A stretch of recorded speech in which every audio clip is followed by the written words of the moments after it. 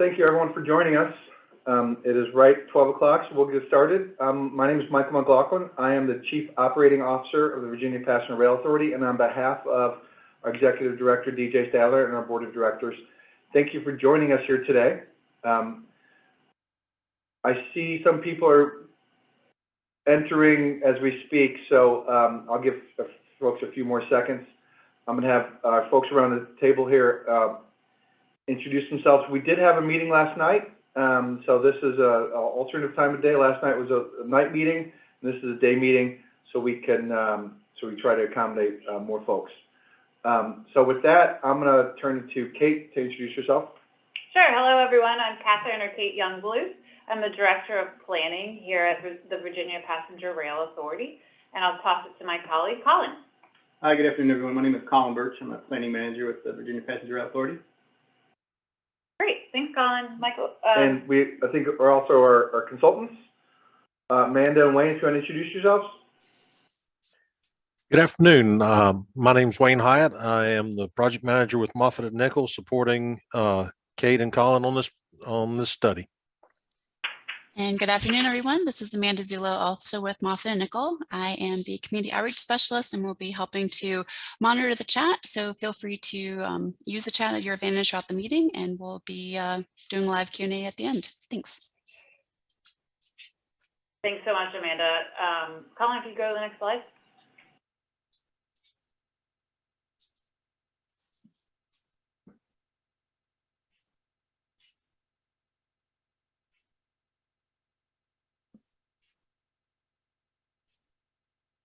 So last night when we started the meeting, there was a slowdown in the video. We tried to change some things up today. As the meeting went along, it resolved itself. There's a lag, might be a lag for the first couple slides, but after that, for last night was any indication, it should, when we change slides, it should be immediate. And I think the technology finally caught up to us. Great, thanks, Michael. So with that, Amanda, go ahead. Great, thanks. All right, so good afternoon, everyone, and thank you again for participating in this afternoon's meeting. As you'll see on the slide, this meeting will be recorded and moderated, and we will be posting this presentation along with the recording to the project website tomorrow. As I mentioned, you are welcome to use the chat box. It is your opportunity to engage with the project team and ask any questions throughout the course of the project meeting today. And at the end, we will have a live Q&A. How we're going to do it is we're going to be monitoring the chat and grouping all the questions and comments coming through by subject. So please bear with us as we navigate the chat and make sure that we are hopefully able to address all your questions and comments today. And having said that, for any questions that we will not be addressing today, we are compiling all the questions and comments as part of our public meeting summary, and we will be able to address those as part of that. And Michael will be talking about VPRA on the next slide.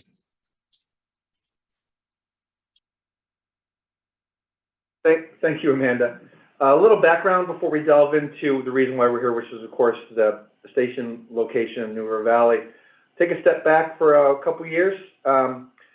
Back in 2020, the Virginia Passenger Rail Authority was enabled by the Virginia General Assembly.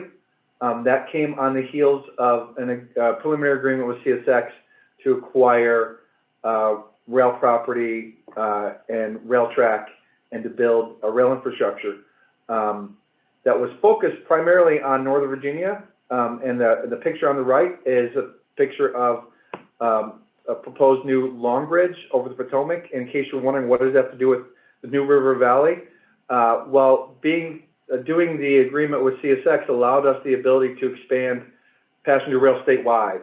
And the biggest bottleneck in Virginia is actually the bottleneck over the Potomac. And we have 2 tracks over the Potomac right now for both freight and passenger.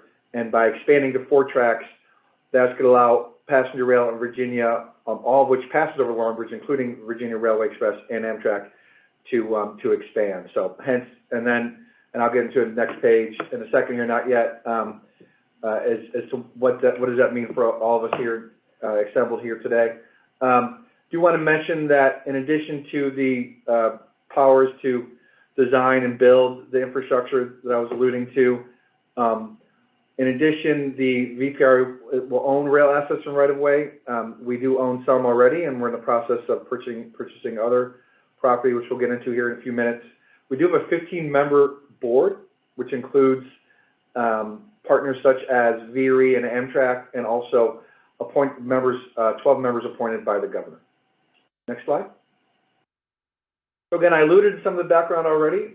Late in 2019, we did have an agreement with Amtrak and VRE and CSX that was primarily focused on the Washington to Richmond area when it came to infrastructure. It does increase did allow though service to increase to Roanoke, to the Hampton Roads, down to Richmond and points thereabouts. And in March of 2021, we finalized that agreement. There were definitive agreements we finalized with the parties. And on the heels of that, actually at the same time we're working on that, we're also working on a term sheet with Norfolk Southern to add a second train on the Virginia state-supported Amtrak route that goes from Roanoke, not only to Washington, D.C., but to the Northeast Corridor, to places such as New York and Boston. And we finished those definitive agreements in January, and this just less than 2 months ago. However, the agreement with Norfolk Southern is not yet final. We're still waiting on financial close and also approval from authorities such as the Surface Transportation Board, and we're doing some other due diligence with Norfolk Southern. Next slide. So a little bit of background on the Roanoke route, and again, why we're here today. So there's been a lot of demand on the route to Roanoke and Southwest Virginia. And that background is helpful to know why we're pushing for more service.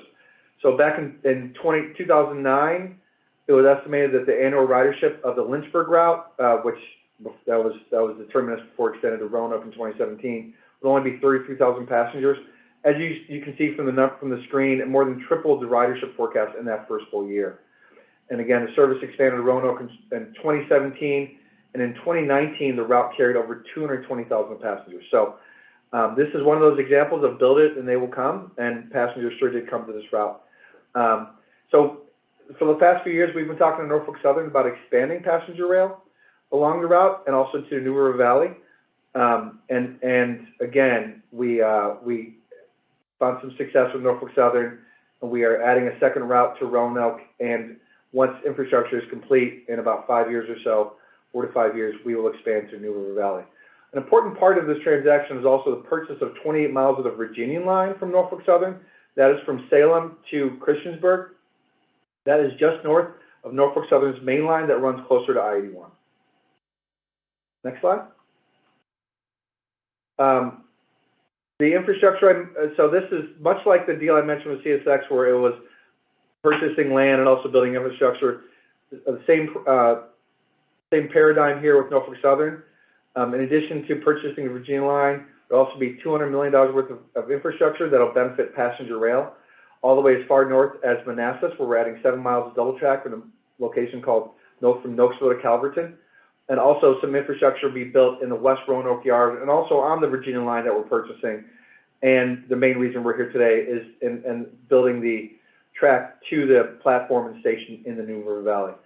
I do want to note that we did a ridership study, and estimated 80,000 net new riders in the first year along the whole corridor, so with the extension to New River Valley. So that means by adding the second train and extending to New River Valley, there'll be 80,000 net new riders on this corridor. And as you can see from the screen, this is the first passenger rail service to the New River Valley since 1979. And with that, I'm going to turn it over to Kate. Thanks, Michael. So I'm here to talk to you about the study approach, and we'll talk about the timeline for the project, and then the results of the project after that. So this slide is really to illustrate the study area that we narrowed down for locating a New River Valley passenger rail station. So the way to look at this slide is first look to the map on the left. The map on the left in the circle there indicates where the study area was for the passenger rail station. The way we approached indicating where this circle would be located was to rely on the past studies in the region that have happened over the last decade. A number of entities had taken on studies in the area in the circle, and we utilized that good work to be able to identify potential locations for the station itself as part of the feasibility study. So after we located this study area, we took a look at the rail line relationships within that study area. So if you look to the right of this slide, you'll see 3 lines indicated. First, on the bottom of your screen in the red, there is the what's known as the Norfolk Southern Railway Christiansburg District, also labeled as the former NW line. But for purposes of this conversation, I'll be calling it the NS main line. And in addition, there's another line indicated on this slide that's kind of light, and it travels up and down the screen, labeled as the Norfolk Southern Railway Blacksburg branch. That branch itself terminates over by Corning, where the label Business 460 is on the map.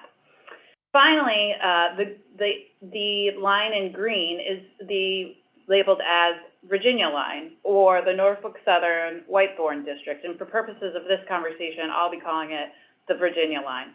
That in green represents Virginia's best opportunity to have passenger rail. It's a part of the 28 miles that Michael just described that the agreement for passenger rail service would be located on. So for us, the best place to put a station is on that green line. Next slide.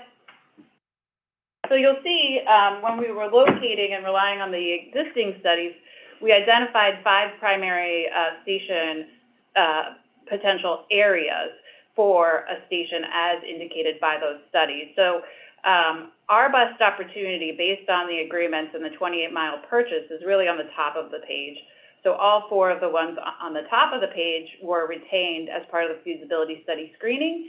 And the one on the bottom of the page that's labeled as North Franklin East is on the NS main line. And that is not an opportunity that Virginia has to provide passenger rail service to. So as a result, we focused and screened out that North Franklin East station location, instead focusing on the remaining 4 that were accessible from the Virginia line. Next slide.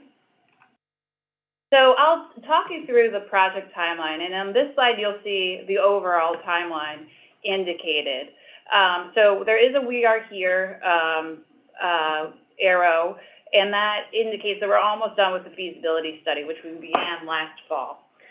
After the feasibility study is concluded, we will move forward with what is known as NEPA, or the National Environmental Policy Act documentation.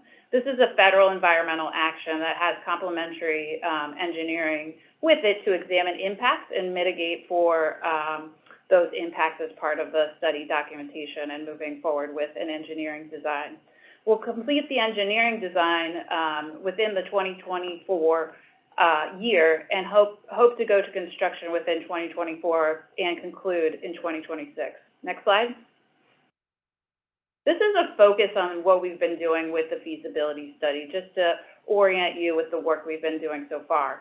So from this point backwards, we have been focusing on developing the technical analysis regarding impacts of each station study area, and we've been working on the NEPA class of action to determine what type of federal environmental documentation that we will want to file with the Federal Railway Administration at the conclusion of the study.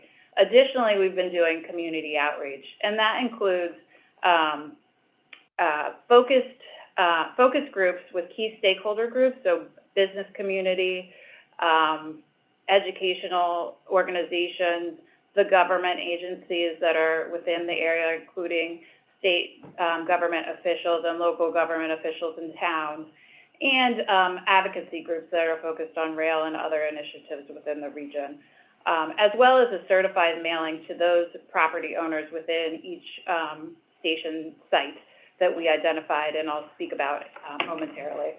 So you can see where we are in terms of the timeline, and we're embarking on our public meetings. We concluded one yesterday, and we'll conclude the public meeting outreach today. So thanks for joining us. Next slide. So for those of you who are not familiar with NEPA, NEPA is the National Environmental Policy Act of 1969, and essentially the umbrella to your right is what NEPA includes as part of its analysis. And you'll see bulleted underneath that slide a number of federal policies, acts, and regulations that any alternatives that were identified as feasible as part of our study would move forward through the federal environmental documentation. We intend to file the documentation that we, for the class of action with the Federal Railway Administration. So from here, we'll develop the NEPA class of action. We have been doing that for several weeks, and we'll file that with the federal government this spring. Next slide. So the objectives of the studies are outlined on this slide. It was really a three-step process.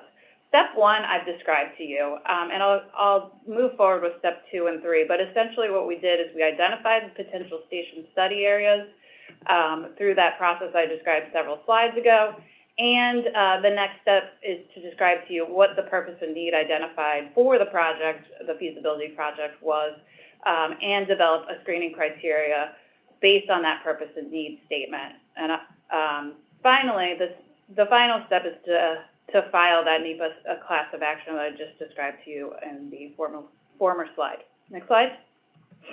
So here's an image that illustrates our purpose and need statement. And I'm not going to read every element to you, but as you can see, we relied on the existing studies to observe and record purpose and need statements within those many studies that had happened in the region in the last decade. And these were themes that we identified for both purpose and need of a rail station in the New River Valley. So you'll see that there are 3 purposes and 3 needs identified.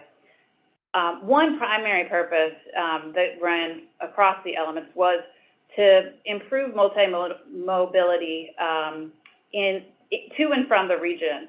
So folks wanted to have an option to either don't have to take their car or a bus, get on the highway. They wanted an alternative that let them get out of a car or a vehicle and travel by rail. That's shown by the purpose to meet multimodal demands, but also provide transportation alternatives and the ridership demand that we observed as part of the study work. Another need and purpose is to increase regional economic development in the area. And we saw that across several studies. So all in, we developed from this purpose and need statement. The next slide. And so this next slide is our process. This is how we screened out the station study areas that we identified several slides ago. So the way to read this slide is to look at the left side of the chart first. Those are each of the purpose and need elements that we identified as part of the previous slides. From that column, we developed 3 screening criteria to try to associate impacts to each element within the screening criteria with the impact of a station, and appropriately remove those stations that were identified as most impactful to the criteria that's in each column. So if you look at column 1, you'll see that we examined railroad operations based on the purpose and need element that's identified in that left column. So you'll see improved mobility was a purpose and need that we identified as part of our previous slide. And within the rail operations column, operations was identified to meet that. In terms of looking at the study area, we were not able to provide passenger service on the NS main line. That removed the North Franklin station site from consideration, since our best opportunity to provide passenger rail station was from the Virginia line. As a result, the 4 remaining stations were retained to be screened by the second column, which identified the environmental station study areas, and then the third column, which developed a refined station concept design, and then identified precise impact areas at a pretty high level. We did everything at a desktop level for information that was readily available within records to examine impacts. So if you go to the next slide, Colin, you'll see that this illustrates how the screening resulted. So you'll see after the first screening criteria, which I described to you on the previous slide, that North Franklin East Christiansburg site was eliminated from consideration because we were not able to operate passenger rail on the NS main line. The second screening criteria actually retained all 4 remaining elements. So we developed that further criteria to determine what impact the 4 would make and be able to better illustrate which station siting would be most impactful and thus eliminated. And you'll see on the right side of the screen the retained alternatives, which means as part of our NEPA work, our NEPA Federal Class of Action, we will be retaining both of the New River Valley Mall sites. One called New River Valley Mall North, one called New River Valley Mall West. Next slide. So Wayne will take you through what the conceptual station design elements are. Wayne? Thank you, Kate. In order to design the station at any location, there has to be a basis for that design. For the station, a passenger rail station, that is the annual ridership, annual number of passengers. Our approach for the station design was to take a conservative approach. So what you will find is that we used the largest values to identify what would potentially be the greatest impacts that a station development would have. So therefore, the 87,000 annual passengers was the driving number for the size of the station. Amtrak's planning and development guidelines for stations indicates that for 87,000 annual passengers, that would be a caretaker station. You'll see an example of that in the picture in the upper left corner with community amenities attached to either side of the station. That size station will handle between 20,000 and 100,000 annual passengers and can grow as the ridership grows. The size of it at its maximum size is about 3,500 square feet.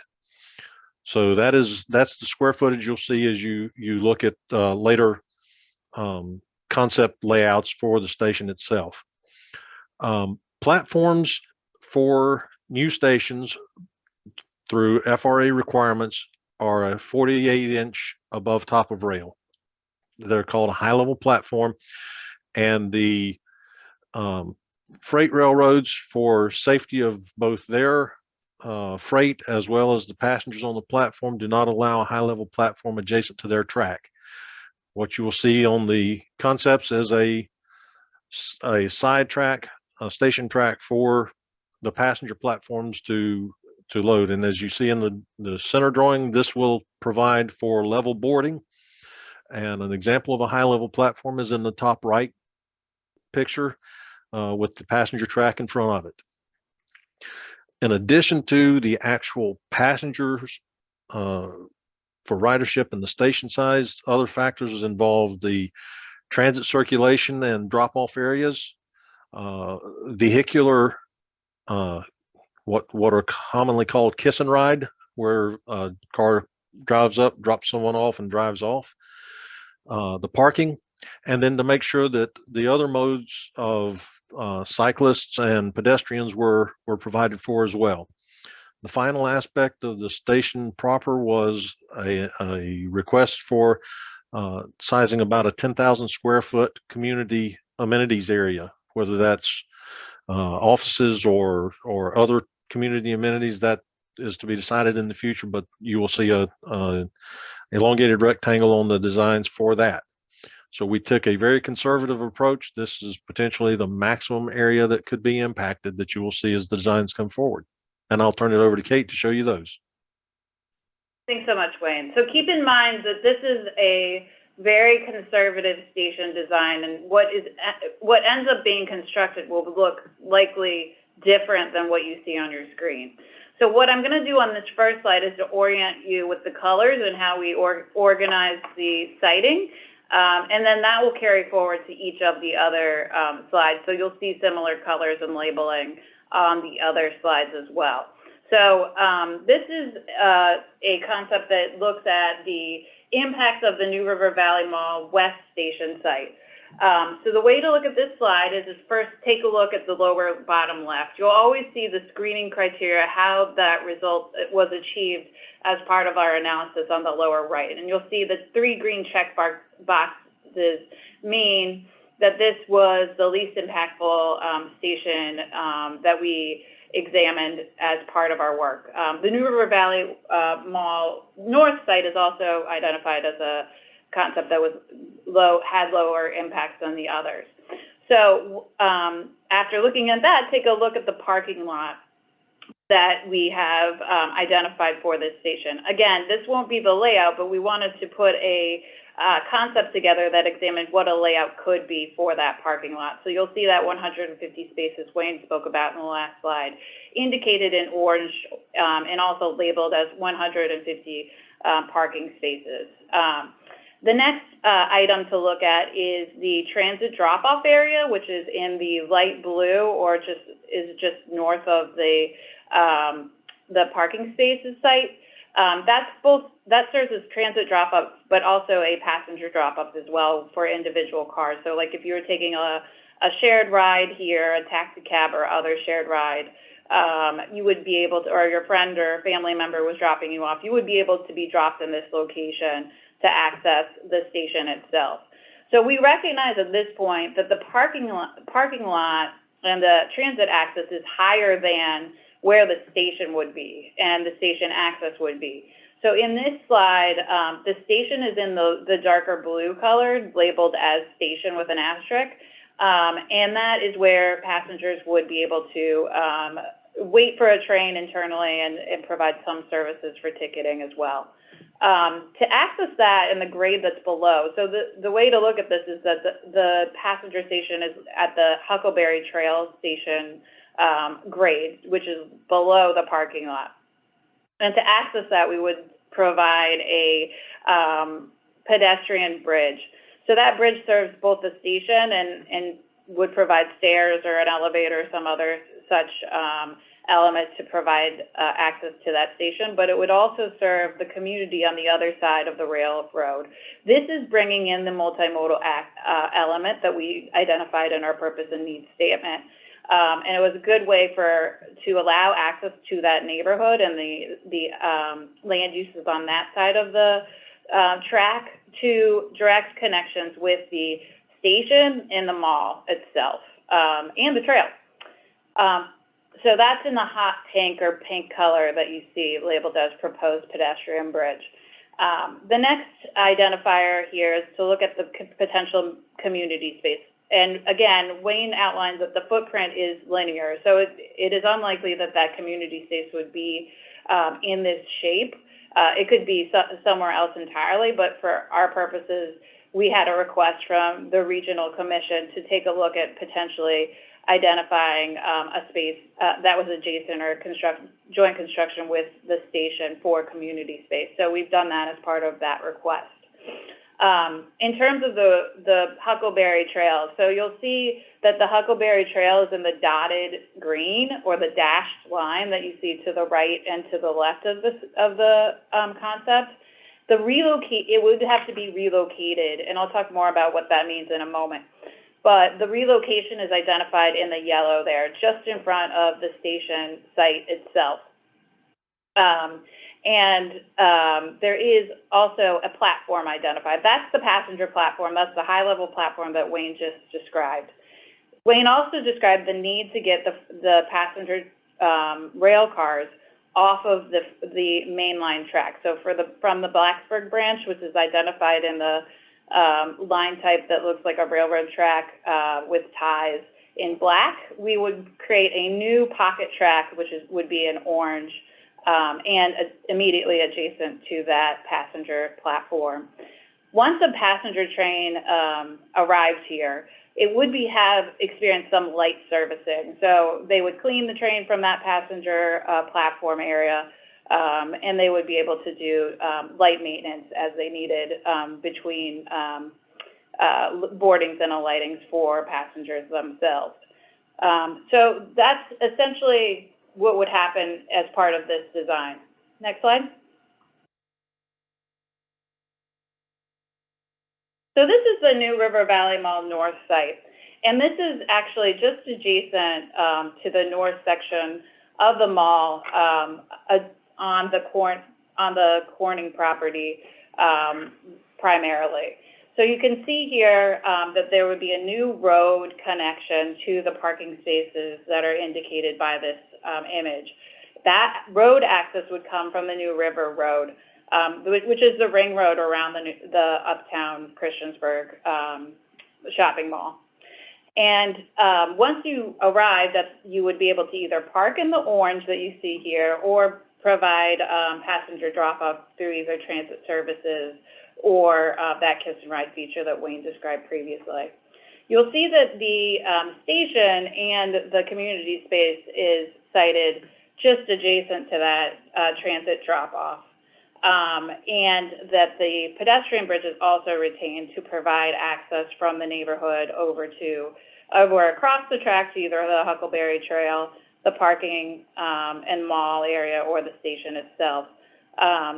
And on the Huckleberry Trail, it is relocated in the same fashion in terms of the line types. So if you look at the green dashed line to the right and left of the parking lot, you'll see the relocated trail indicated in yellow primarily. So it would go around the back part of the parking lot and then cross the new road connection at the tail end of the parking lot before you got to the new River Road connection. Next slide. So this is a zoomed out version of that relationship of the station, and then some improvements that we will have to make to connect the Virginia line, which is on the right side of the screen, to the Blacksburg branch. Those of you who are familiar with the area that the new track would have to be created know that there used to be a rail track that connected underneath the Virginia line. And that has been unused for a number of years. Our intent is to create a new connection in the orange indicated on the right to the Blacksburg branch to be able to be, again, accessible from that Virginia line. And so you can see the connection there in orange with the station, and we've coordinated with Corning regarding their freight operations, and we will have to work with scheduling, but we have all the confidence that we'll be able to work out the scheduling of the passenger rail operations with the freight. Next slide. So this is a close-up of that, again, connection from the Virginia line to the existing Blacksburg branch line. So the way to look at this slide is that we've reoriented you, and the Virginia line's on the top of the screen.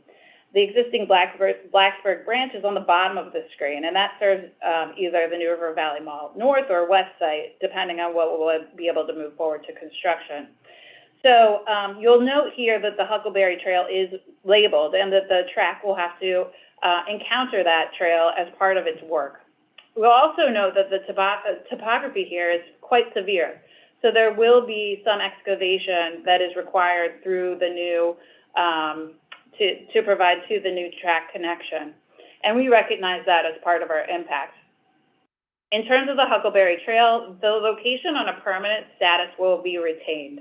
And the way we look at that is to really think about how it already crosses over the rail tracks in the Virginia line. So if you see where the Huckleberry Trail crosses right by the Norfolk Southern label on the slide, it does cross on a bridge, and it would be likely similar to that as it crossed the new track here with the connection. On a temporary basis, we would be able to provide a trail detour, and that would just mean that we would build a trail to accommodate the Huckleberry Trail during construction work. Does it mean that the trail will be closed? Maybe on occasion, but proper notification will be provided to the public to assure that they are properly notified should any trail interruptions or generally traffic interruptions occur on behalf of the project. So that could mean you are on the New River Road or on the mall, we have to close the road for some reason, we would properly notify any impacted users prior to construction. But those details really are for a different day. In terms of feasibility, we did consider that at a high level, the rest of the project will consider the details and impacts and properly provide guidance for mitigation in the future. Next slide. So the next slide we looked at here is the Ellet Station site, and this was the concept that we created to determine the impacts that this station site would be. And as you can see here, the parking layout, the station design itself, and the platform affected a number of property owners immediately, but the greater impact is actually on the Janelle Road. So the way we looked at how to service the station was not just the station itself, but also, if you go to the next slide, Colin, how we get to and from the station. So this slide illustrates the transportation connection that would need to be improved to and from the station so passengers could actually use the rail service. The yellow line represents a road improvement, and as you can see, that road improvement is several miles. What the elements included in the road improvement were to take forth the purpose and needs statement, which included multimodal access. So it was important for us to improve the road so that transit services such as buses could easily traverse that Janelle Road and Yellow Sulphur Road as indicated on this slide. It also included an improvement for a multimodal user. So somebody who didn't want to take a bus or a train, they just wanted, or a car, they could just walk or bike to the station. So to accommodate that user, we included a trail connection, a multi-use trail connection, which meant not only the road needed to be widened, but we also would include that off-street trail connection, which made the impact far greater than the majority of the other station sites that we just discussed in terms of the mall. Next slide. So this is the Merrimack site, and so you could see the layout is much different than the others indicated previously. And that was really because of the topography challenges here. So you'll see that the 150 parking space lot is far removed from the station. The others have the parking lot immediately to the back of the station, and that was because of the topography challenges in this location. The siting was really the best siting for the site. Additionally, you'll see that the transit service and the kiss and ride access is to the right side of the station and that community space we indicated before, as well as the location and connection to the Huckleberry Trail. The platform and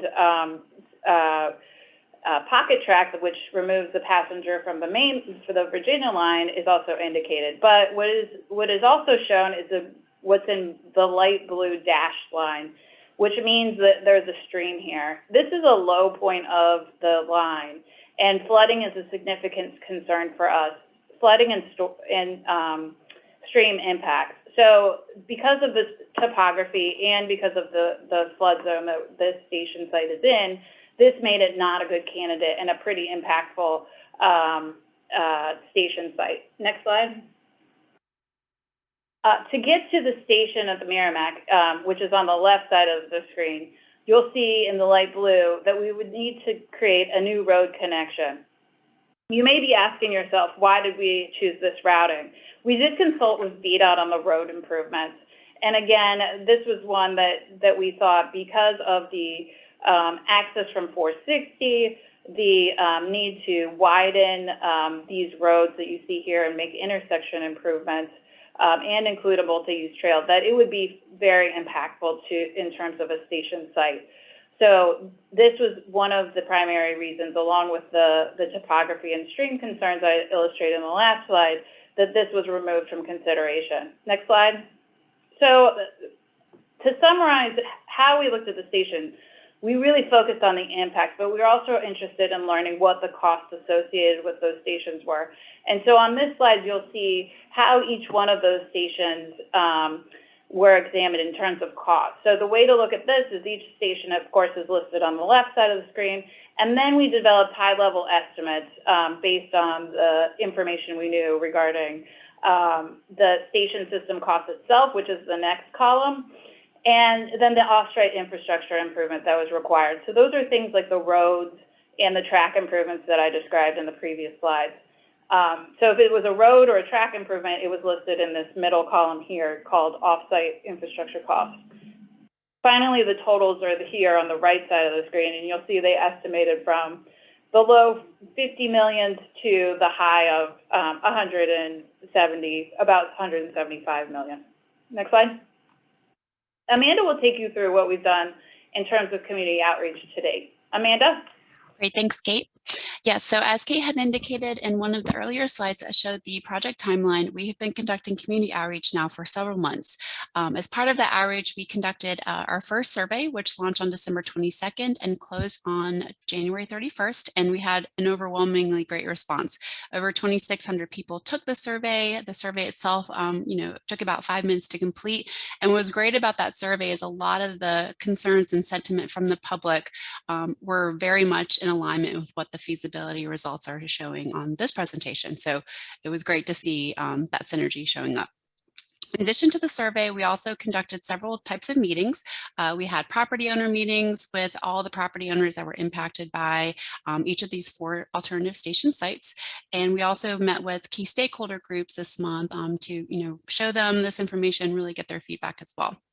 As Kate also had mentioned, we had a meeting last night as well as the one today, and both of these are getting recorded and will be available on the project website. And we'd love to hear your feedback one more time. So we have created a second survey. It launched last night and it will be live until March 15th. And it will be your last opportunity to provide any other feedback or comments based on what you are witnessing as part of this afternoon's presentation. And all these public comment meetings and recordings and all the questions and what's coming through from the public, we are gathering all that information and cataloging it into our public outreach summary. On the next slide, we will show you the link, and I'm also going to drop it into the chat for everybody. The survey too takes, maybe 5 minutes to complete. And again, it's your last opportunity to really share your thoughts with the project team and provide your input on what you saw today. And it will be open until March 15th. I'm going to transition to Kate, who will discuss the next steps. Great, thanks, Amanda.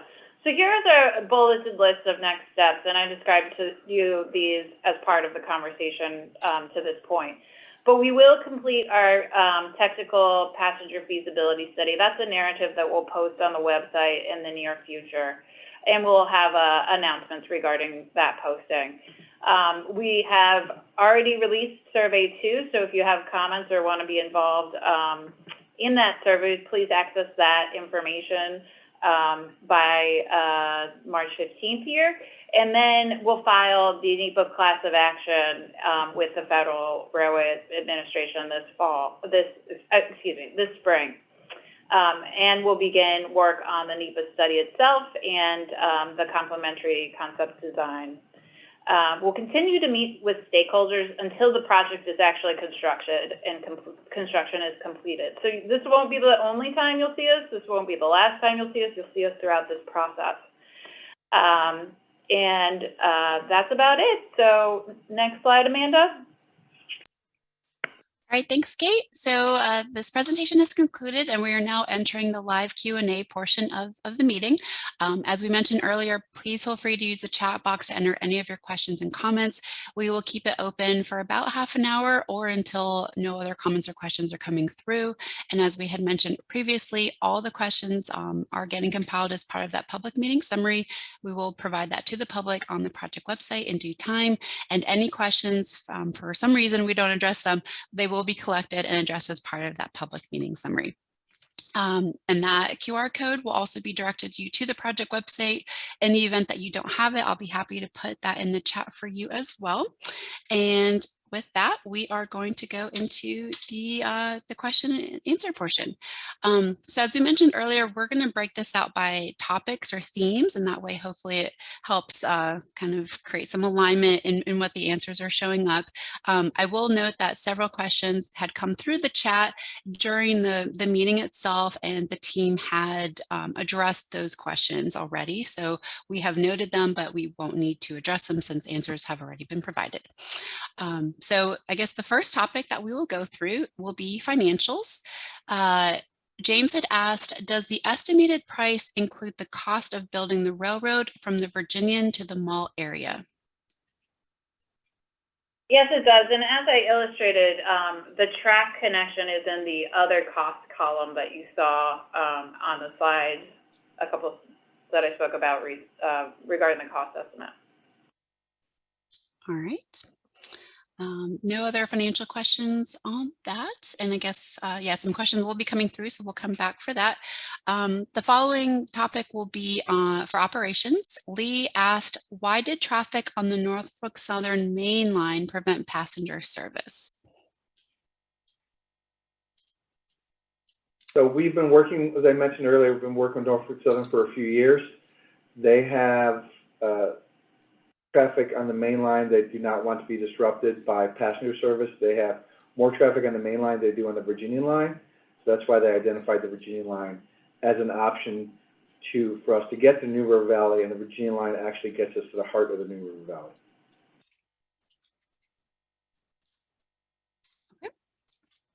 Second operations question from James. Will there be a Y or WIE to turn the train, and if so, where would it be located? I'll be happy to take that as well. So we have been working as part of a team with other states with Amtrak on a procurement where the Amtrak is procuring some new train sets, some new Siemens train sets that they announced recently that will actually allow for push-pull operations. So there would not be a Y or turnaround necessary in a push-pull operation, much like VRE has push-pull operations. There's other operators around the country and the world who have push-pull operations. So that would reduce the need for a larger footprint, which we're happy to hear, and that should be coming online about the same time that we'll be finishing up work in the New River Valley for the station. All right, thank you for that, Michael. All right, the next question for operations, let's see, from Paul, will Norfolk Southern still be using the Virginia line for freight? Yes, Norfolk Southern will still use the Virginia line for freight. They will still be the operator of record with the Surface Transportation Board. They will pay Virginia for use of the Virginia line. All right, and one more question under operations. Carl had asked, would it be possible to connect the new station to the NNW main line via the Blacksburg branch? And he followed on saying, advantages compared to use of the Virginia line would A, be shorter distance to the NNW main line, and B, leaving the Virginia line corridor unused and potentially available for a multi-use trail connection between New River and Roanoke valleys. Has that option been considered? We only have authority from Norfolk Southern to operate passenger trains on the Virginia line. That's if I'm getting the question correct. There could be an opportunity to connect to the main line, but again, the passenger rail operations will be on the Virginia line per our agreement with Norfolk Southern. And looks like we have one more question regarding operations from Robert. And that question is, does that mean the train would back up to connect to the Blacksburg line? Can you repeat that one more time, Amanda? Sure. Robert had asked, does that mean the train would back up to connect to the Blacksburg line? No, there would be no backing up due to the push-pull operations of the trains that I mentioned. And I understand Robert probably had that question before I answered the other question. So yeah, due to the push-pull concept of the Siemens cars that will be coming in a few years, there won't be any need to back up in a traditional sense, if I get his question correctly. Okay. All right. Let's see, that should be it for operations right now. We can pivot to planning. Lee had asked, let me just get all this right here. So Lee asked, with the purchase of the Virginian from Salem to Whitethorn by the state of Virginia and the results of the study and community outreach locating the station at either the north side of the mall or Merrimack, what potential is there for extension either to Bristol or Bluefield for Amtrak passenger service supported by BPRA? So with regard to service further to Bristol, I should mention a few things. One is that DRPT, Department of Rail and Public Transportation, has done a study that I believe is on their website, a preliminary study with regard to Bristol service, but it the station location at Merrimack or at the mall does not preclude service getting to Bristol because the Blacksburg connector does connect to the main line. To clarify, the Merrimack station is no longer in the running, as I described in the station examination and impact slides earlier in this conversation. So Merrimack is not an option. We're only examining the mall from the henceforward. Great, thank you both. Looks like that is it for planning type questions for now. We're going to pivot back to financials as 2 other questions came in. I'm just going to drop those in for you guys. All right. So William asked, are the safety improvements for the Merrimack Tunnel included in the proposed cost for options west of the tunnel? Can you ask that question one more time so I make sure I get it correctly? Sure. William asked, are the safety improvements for the Merrimack Tunnel included in the proposed cost for options west of the tunnel? No, do not believe so. We do have in our budget have some money set aside for safety improvements to the Merrimack Tunnel. They're not included in the station costs that Kate alluded to earlier. They're around the screen. Okay. And then one other financial question. How much of the estimated cost will be funded through local taxpayer dollars? And they're asking for an estimate. So we don't have a definitive answer to that yet. There is a rail station policy that was developed by Department of Rail and Public Transportation where all 3 of us used to work. That was blessed by the Commonwealth Transportation Board that is currently undergoing review as part of the state rail plan. And the localities with regard to that past practice did pick up the cost of the station house itself and local parking and other pedestrian improvements. And we are in conversations with both the Commonwealth Transportation Board and the Virginia Passenger Rail Authority Board as we take another look at that rail station policy. So I'm not trying to obfuscate, but the truth of the matter is we're reviewing that policy with our boards. Great, thank you, Michael. Looks like that is it for those questions. We can pivot to service and routes. Ashley Briggs had asked, will the train start, stay in Roanoke and come to New River Valley, or would it overnight in Christiansburg?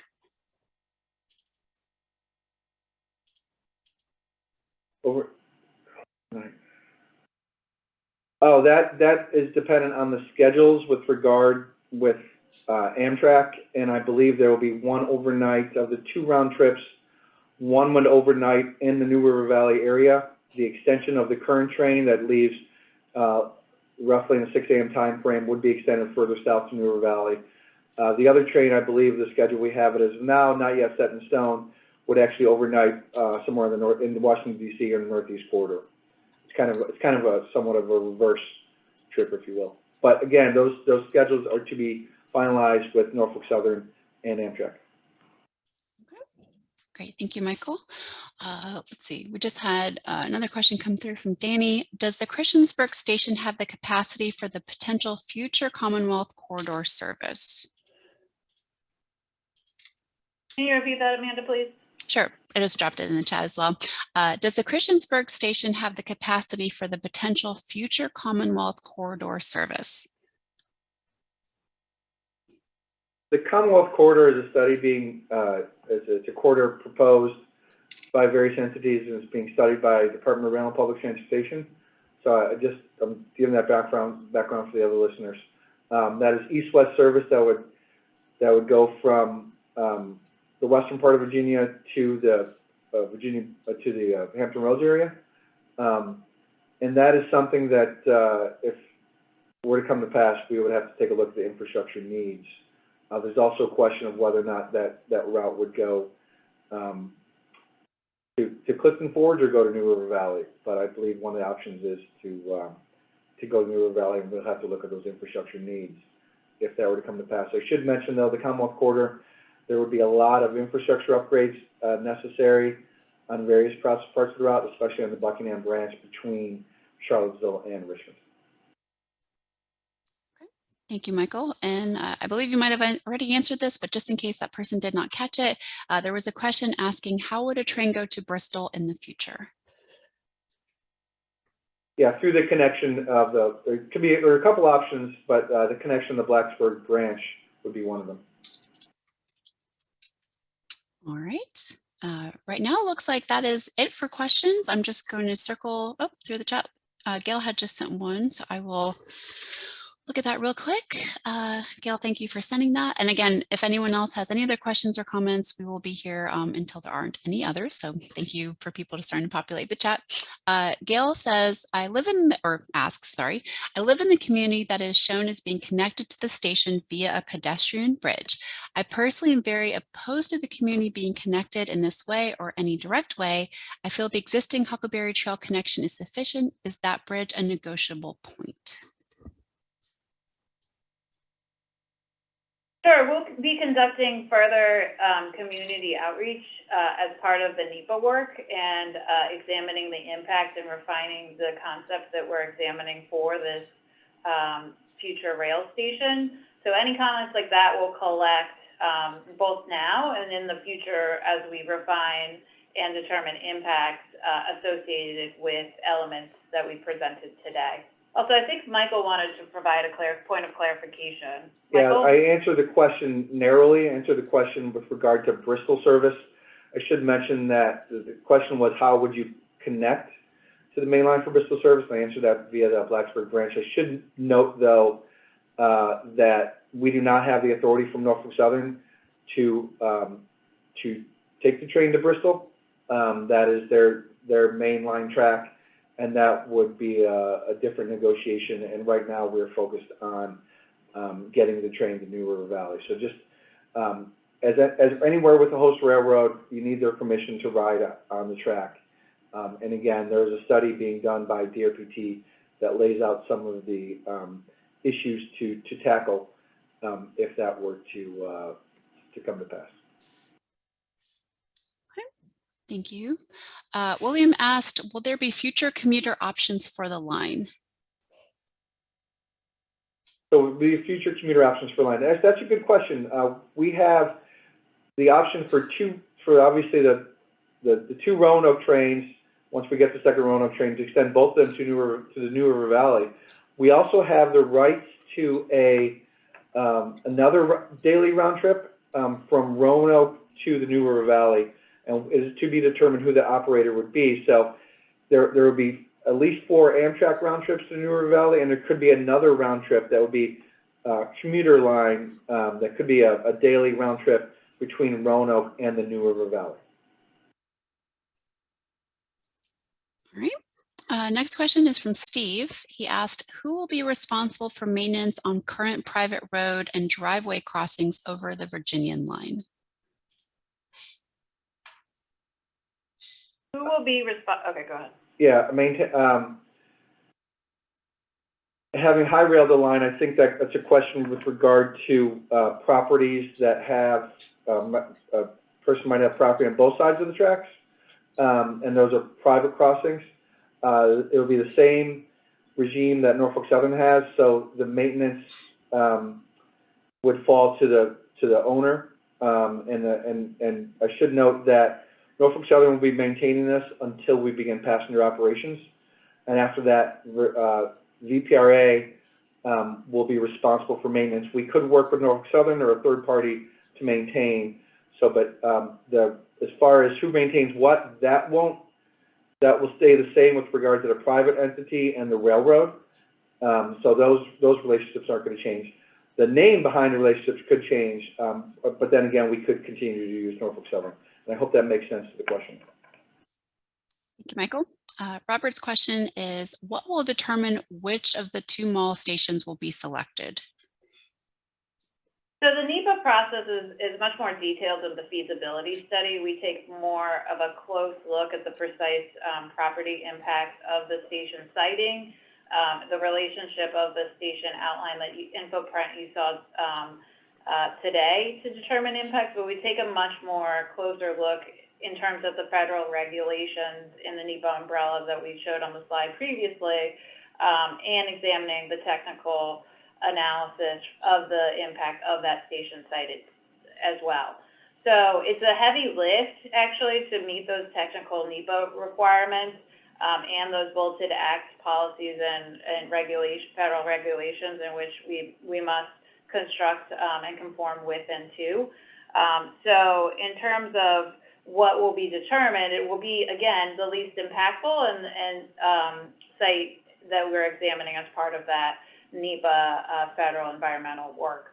So we will continue to meet with the public to share our findings about the analysis during the NEPA, so that information will be shared with the public as well. Great, thank you, Kate. Someone had brought in a comment, which actually is interesting. It looks like there's some back and forth between opinions on the pedestrian bridge. And the comment is, by eliminating the community to the station bridge that was mentioned, pedestrian safety would be negatively affected. So interesting to see some differences of opinions on that. CJ had asked if you could clarify what is defined by the community space, as it seems a bit vague for him. Sure, and that the community space is not one item or another. We were requested by the region to examine a 10,000 square foot space as part of a potential joint development for either office or some other community designated space for either government entities, nonprofits, some sort of space that the community itself could benefit from. That would not be developed as part of our project necessarily, but we wanted to examine the impact should it be co-located. So we did include that at the high-level feasibility study. Thank you, Kate. It looks like we have one more question that has come through the chat. And again, anyone else who has any outstanding thoughts or questions or comments, feel free to drop them in and we will relay them to Kate and Michael. Lee had asked, has VPRA reached out to NCDOT to gain operational knowledge through the 3 current Piedmont round trips? So they had indicated several different types of trains. So has VPR reached out to NCDOT to gain operational knowledge? And if so, have you learned anything from that conversation? We work with North Carolina DOT quite often.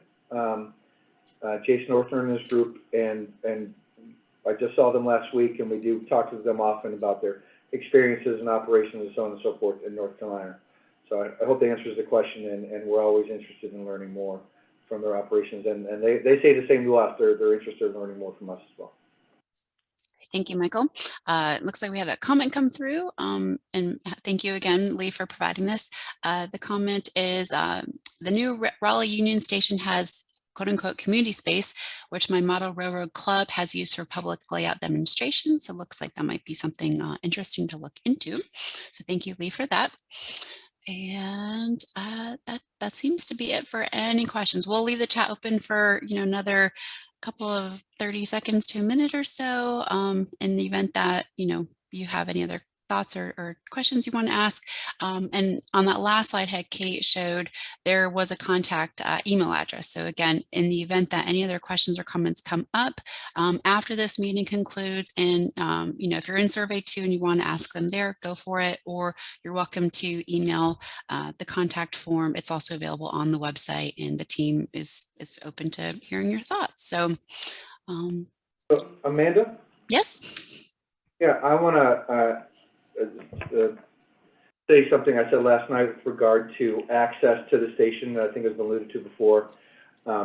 We, our staff, and more importantly, our board, executive director and board, think it's very important that we have multimodal access to potential New River Valley Station.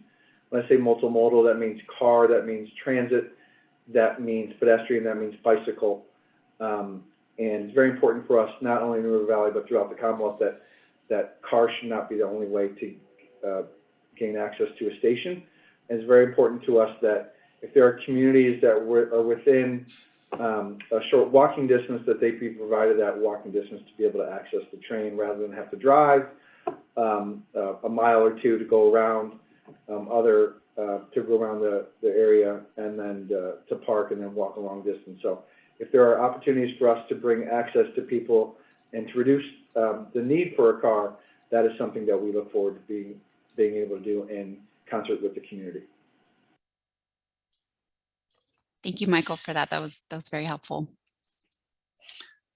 All right. Well, it doesn't look like we have had any other comments or questions coming through other than people saying thank you so much for giving this presentation.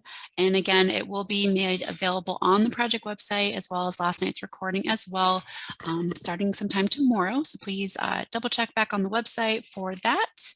I've also dropped in the email address in case anyone wants to jot that down and send any questions or comments to the team.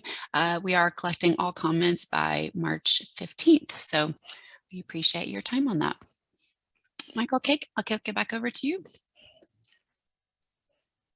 Well, thanks everyone again for your time this afternoon. We appreciate the participation by all, and feel free to take the survey, use the email address, access our website, and look for our outreach via social media, but also you could sign up for a listserv as well to retain access to all of our upcoming events. So thanks again for your participation. We look forward to seeing you in the near future. Take care. Thank you.